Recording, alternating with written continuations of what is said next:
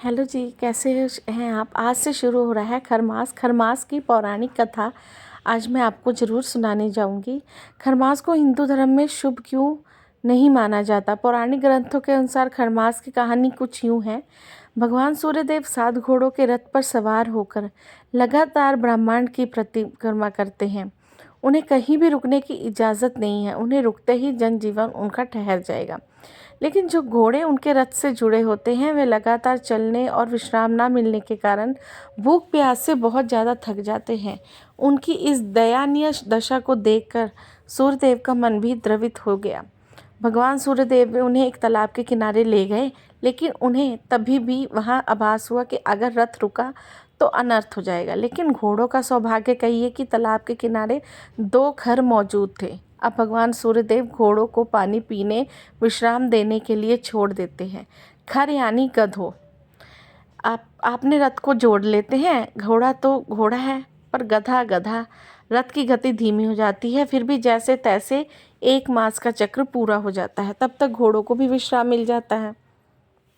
इस तरह यह क्रम चलता रहता है और हर वर्ष सौर वर्ष में एक सौरमास खरमास कहलाता है। खरमास अंग्रेजी कैलेंडर के अनुसार 16 दिसंबर के आसपास सूर्यदेव के धनु राशि में संक्रमण से शुरू होता है। वह 14 जनवरी को मकर राशि संक्रमण ना होने तक रहता है। इसी तरह 14 मार्च के आसपास सूर्य मीन राशि में संक्रमित होते हैं और इस दिन लगभग सभी मांगलिक कार्य वर्जित माने जाते हैं। ग्रहों के राजा सूर्यदेव 16 दिसंबर को वृश्चिक राशि से निकल के धनु राशि में प्रवेश करने जा रहे हैं। जैसे ही सूर्यदेव धनु राशि में प्रवेश करेंगे, खरमास शुरू हो जाएगा। खरमास को हिंदू धर्म में शुभ नहीं माना जाता। ऐसे में सूर्य को धनु में गोचर करते ही अगले 30 दिनों के लिए सभी शुभ और मांगलिक कार्यों पर रोक लग जाएगी। इसके बाद नए साल में 15 जनवरी 2024 को मकर संक्रांति के बाद से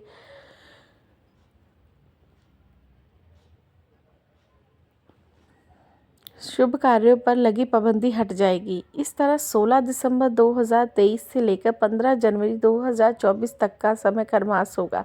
ऐसे में इस दौरान क्या करना चाहिए और क्या नहीं करना चाहिए, चलिए हम आपको बताते हैं। खरमास में क्या नहीं करना चाहिए। खरमास के दौरान शुभ या मांगलिक कार्यों को करने की मनाही होती है, इसलिए इन दिनों में किसी भी शुभ कार्य का आयोजन ना करें।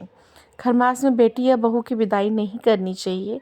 खरमास के दौरान विवाह, गृह प्रवेश, मंडन जैसे संस्कारों का आयोजन नहीं करना चाहिए।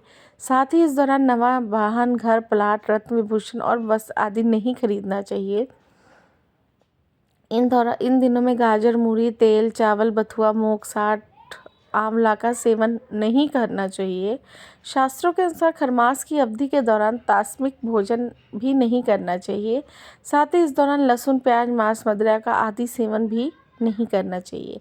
खरमास में क्या करना शुभ होता है। खरमास में सूर्य की उपासना करना बहुत शुभ होता है, इसलिए इस दौरान प्रतिदिन सूर्य को अर्घ्य दें। शास्त्रों के अनुसार खरमास की अवधि में थाली की बजाय पत्तल में भोजन करना चाहिए, वही उत्तम रहता है। यह महा आराधना और जप उपवास के लिए बहुत ही शुभ माना जाता है। इस दौरान पूरी शुद्धता बनाए रखें, मन में किसी के प्रति बुरी भावना लाने से बचें।